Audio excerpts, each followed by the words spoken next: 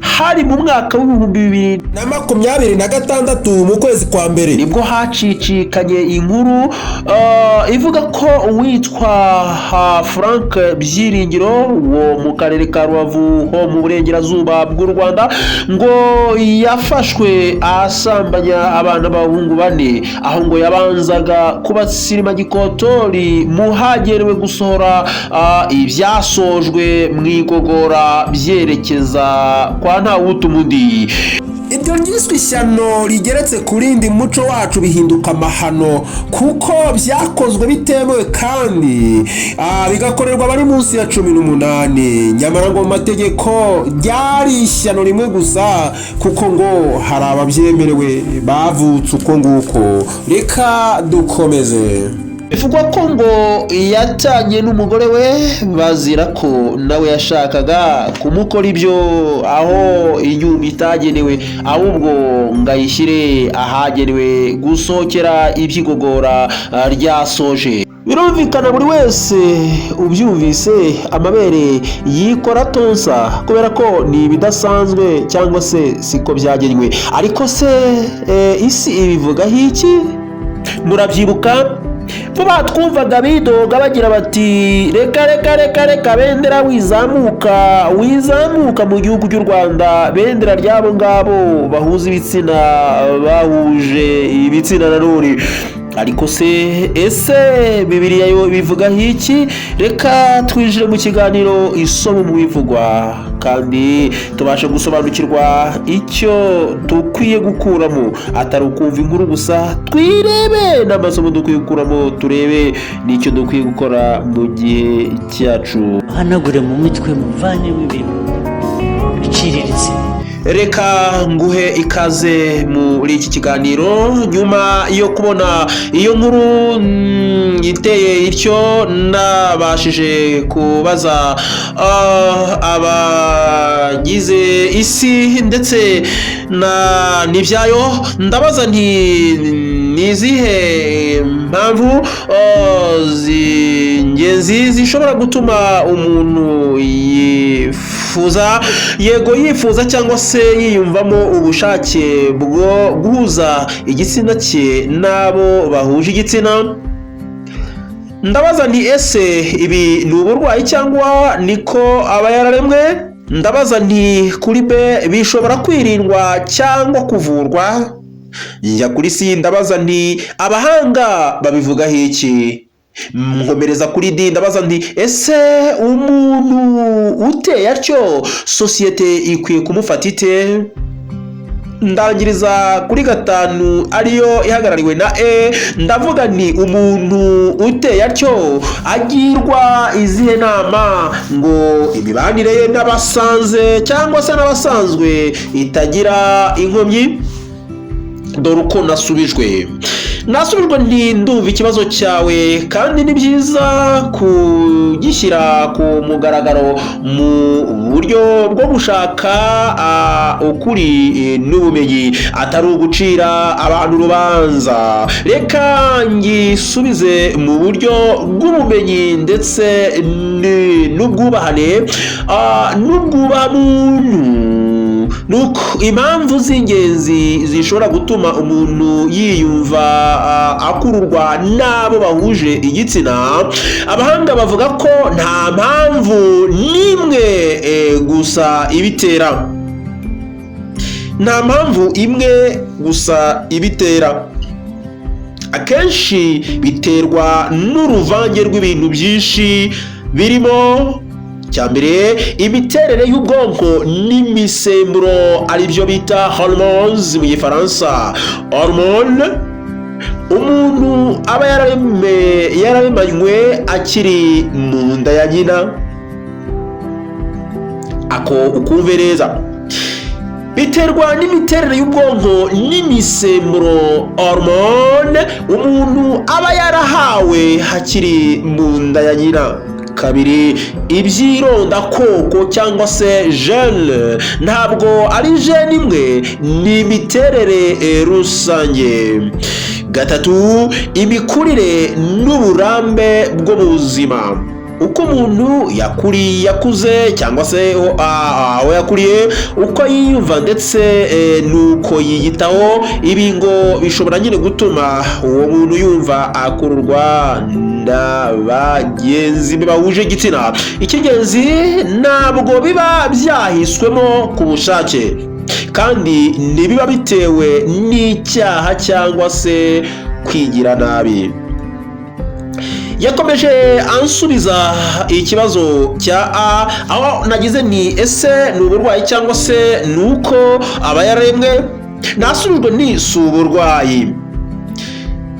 Ishami ry'ubuzima ku isi WHO n'abandi bahanga bo ku rwego mpuzamahanga bemeje ko atari indwara. Abantu bateye batyo ntibaba barwaye, baba bafite uko biyumva mu marangamutima no mu mutima wabo. Bishobora kwirindwa cyangwa kuvurwa. Nasubijwe ntibivurwa kuko atari indwara. Ntibivurwa kuko atari indwara. Barongera barambwira bati hari uburyo bwitwaga conversion therapy bwo kugerageza guhindura umuntu, ariko agasaraba gatukura abahanga barabwanze cyangwa se barabwanga.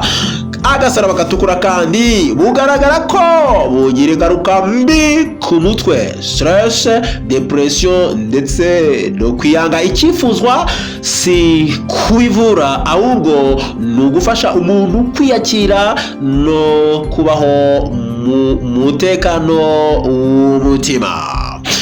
Narakomeza rero ngira ngo tugarutse gato kuri iriya nkuru wabonye, ngira ngo ahanini si cyo ikibazo kirimo nyamukuru ni ukubikoresha abantu bagize bate batarakura cyangwa se abo bana. Ngira ngo yagenda akareba ikindi kigabo kingana nawe bakabivugana bakabyemeranyaho, ntabwo yari bufatwe busambo ajyanwa. Ahangaha muze kunyumva neza, ndaza kugerera ku musozo nkubwira ko nkwereka uburyo iki ngiki cyitwa amahano y'umuco, ariko muri rusange gifatwa nk'uwo nguwo wahohoteye akana k'agakobwa kandi badahuje n'ubundi gitsina. Ibi ngibi byumvikana neza imbere y'Imana ko uyu muntu ahwanye neza cyangwa se imbere y'amategeko n'uwafashe umwana uri munsi ya 18 uko bamugendaho, baba bumvikanye baba batumvikanye. Ibi nabyo niko bisa, niko isi iri kubisobanura. Twagiye kurica abahanga babivugaho iki?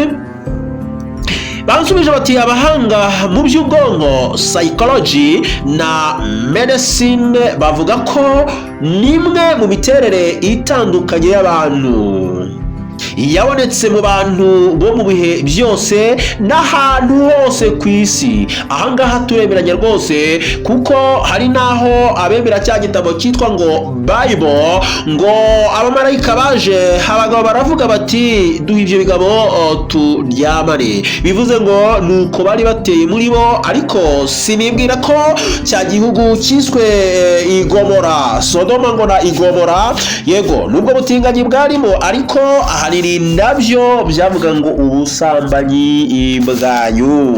Tukomeze tugendane wigenda. Nakwibutsa ko iyi hari Zoronge Empire. Iyo ubonye ibyo turi kuvuga bifite isomo cyangwa se bifite icyo bikwigisha, ukabona ari ingenzi kuri wowe, ukanda subscribe kugira ngo uko dushyizeho video iji kugeraho mu bambere. Iyo ubonye atari ngombwa ko ubyiherera na wenyine, ukanda icyo bita share. Ariko kandi iyo uvuze ngo ndabikunze, biba bifite icyo bivuze, kubera ko ikintu cyose cyashyizweho kiba gifite iyi mpamvu. Iyo ubikunze rero ukabona ko ari ingenzi, ukanda ku gakumwe, ari byo bita like. Reka dukomeze nabaje nise sosiyete ikwiye kumufasha ite? Sosiyete nziza ikwiye kwirinda ivangura n'itoteza, kabiri kuganiriza no gutanga amakuru y'ukuri aho guca abantu urubanza cyangwa se aho gucira abantu urubanza. Sosiyete nzima ngikwiye gushyigikira ubuzima bwo mu mutwe, psychological support, kubaha uburenganzira bwa muntu nk'abandi bose, cyangwa se sosiyete ikwiye kubaha uburenganzira bwa muntu nk'abandi bose. Ibi ntibivuze kwemera imyitwarire yose, ahubwo ni ukubaha umuntu nk'umuntu.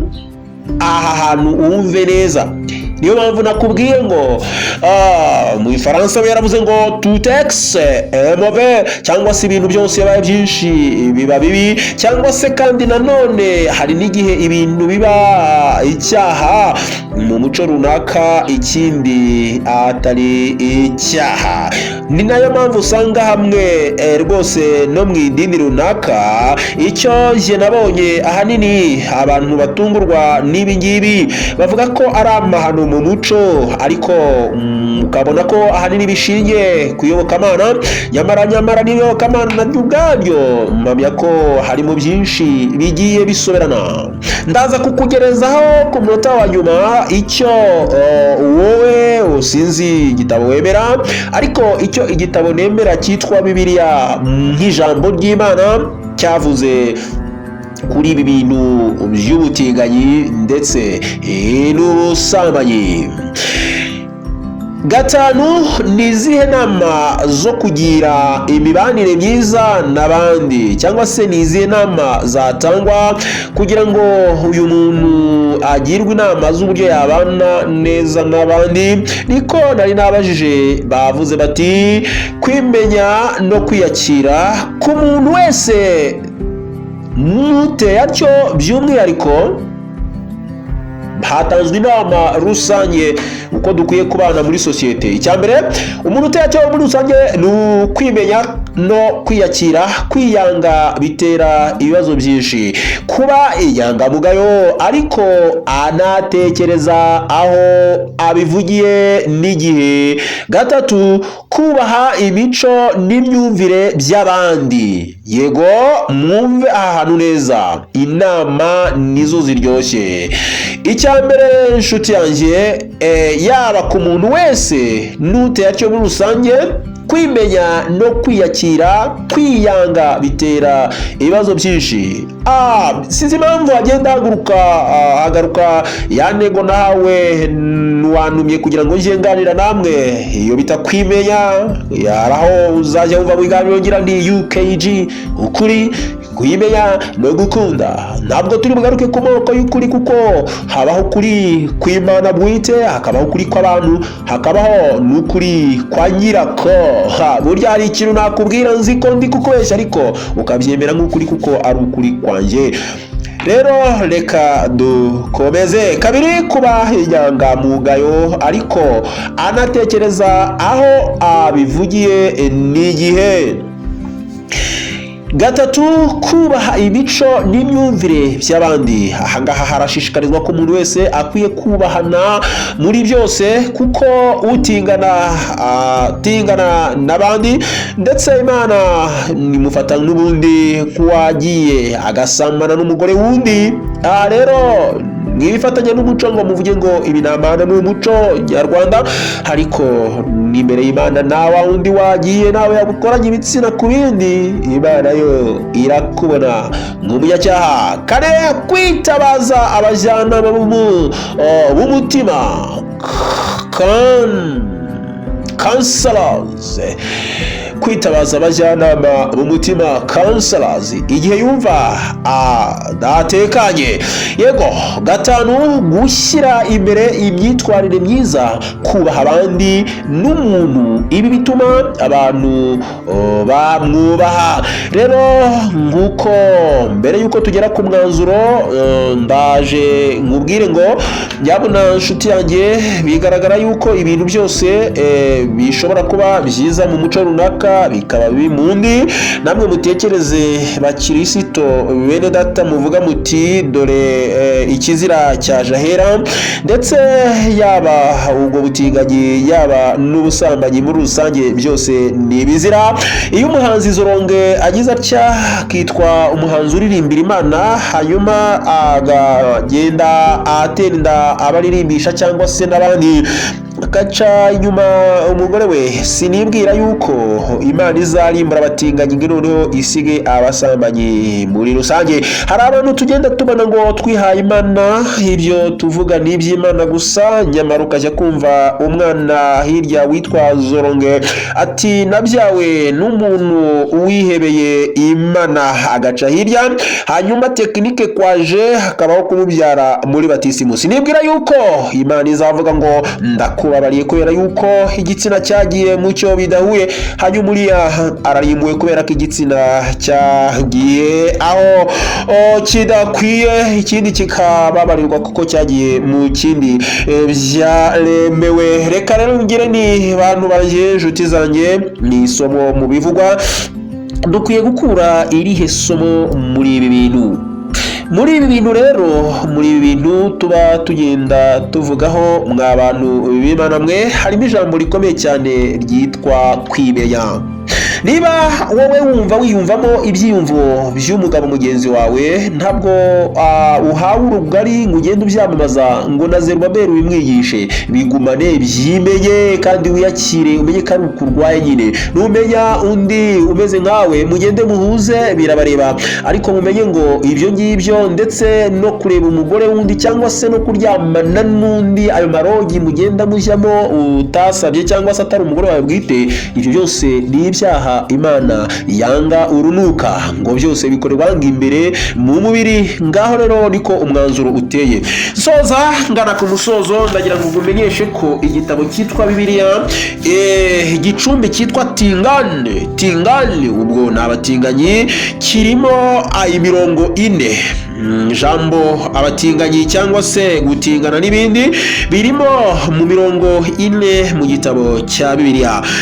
Hanyuma igicumbi Sambale, gusambana, abasambanyi n'ibiki byose, kirimo inshuro mu mirongo 166. Rero rikaba ijambo ryo Sambale rihagarariwe n'umurongo muto muri yo witwa kuva 20:14 n'amategeko y'Imana yatanze ngo ntugasambane. Rero ntabwo Imana yari inaniwe kuvuga ngo ntugatingane, ahubwo haravuzwe ngo ntugasambane.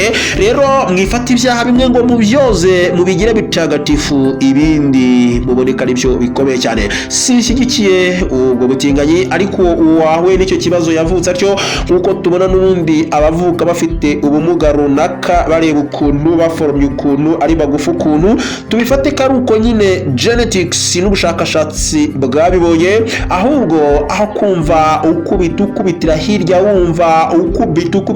wumva yuko ushingiye ku muco wawe ko ari amahano mu muco, ahubwo menya ko Imana ihindura ibihe, hanyuma usenga uvuge ngo Uwiteka we, uriya muntu wabasha kumuhindura. Ibyaha rero bikorerwa mu isi ni byinshi cyane, nicyo kirimo. Ahubwo dukizwe, twihane, dusaba Imana kubana natwe no kutugirira neza. Jewe njya nibaza byinshi, nkabona amadini amwe, mwebwe ukumva yuko urwarwa amayinya n'ibindi byose, ndetse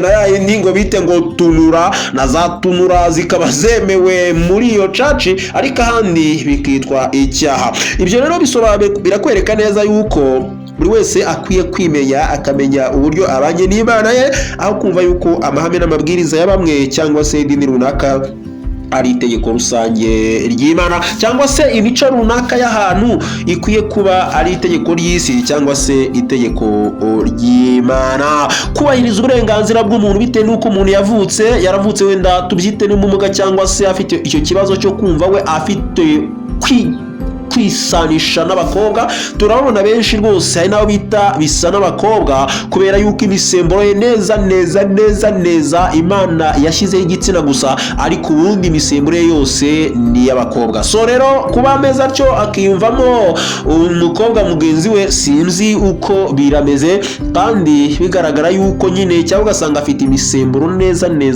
nk'iy'abahungu kandi ari umukobwa. Sinumva rero kwiyumvamo undi mukobwa n'ibyo ngibyo. ibyo simbizi, sije waremye kandi sinanjye uzaca urubanza. Icyo tuba tubwirwa ni ukwirinda guca imanza, ahubwo tugahamagara Imana tugatandukanya imico ndetse n'amategeko y'Imana. Umaze kubyumva utyo rero, reka nkubwire ngo umwanzuro, iki ni ikibazo cy'abantu n'imyumvire yabo, si ikindwara. Icy'ingenzi si uguhindura abantu ku ngufu, ahubwo ni ubwumvikane, ubumenyi n'ubumuntu.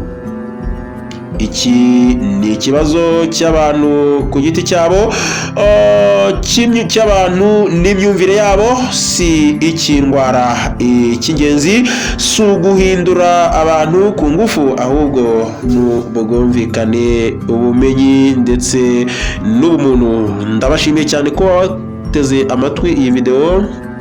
Duhe igitekerezo muri komenti. Icyo narindi kubabwira muri isomo bivugwa nuko bikomeje kugaragara yuko abantu nabo binjiye umuco wo kugira gute wo guhuza ibitsina nabo babihuje. Ese ubwo wabyita guhuza ibitsina ra n'uguhuza igitsina? Ubwo ntabwo ari ibitsina, kuko hamwe igitsina kiba ngira ngo for girls, ngira ngo niho sinzi uko batingana, niba babikubanyaho cyangwa se niba bakozanyaho intoki. Numbaze ariko icyo nzi nuko ku bagabo ndetse nubona n'abagabo se bahuza igitsina, aho guhuza igitsina n'ikindi ari umugabo n'umugore, hanyuma bagahuza igitsina mu mwanya w'umwanda hagenewe guca umwanda. Yewega so rero ibibusanye no gushaka byose nibwira ko biba atari sawa, ahubwo itegeko ry'isi ryo riravuga ngo tubifate dutyo, kuko n'ubundi hari abo dufashe ataraye yasinze atabona amahoro, kandi leta mu burenganzira bwe kugira ngo abiveho abishaka. Ataraye atabonye inkumi irenga ku mugore we n'abandi benshi atunze, akaba atabona amahoro, leta ikamuha uburenganzira bwe ngo nibikomeze. Ikibabaza nuko n'uwo nguwo wabaswe n'inzoga, wabaswe n'ubusambanyi, nawe aba ari gutera amabuye babandi babaswe nuko nguko baremwe. Reka rero dukomeze tugubwe neza, Imana y'amahoro ikomeze kubandebera icyoroshye. Je ndabakunda, intego ni yayindi, nta mpamvu yo guhungabanywa n'ibihwihwiswa, kandi gihumeka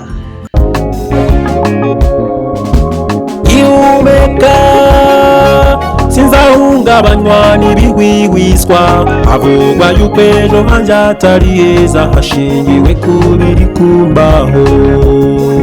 Zoronke Ibaya.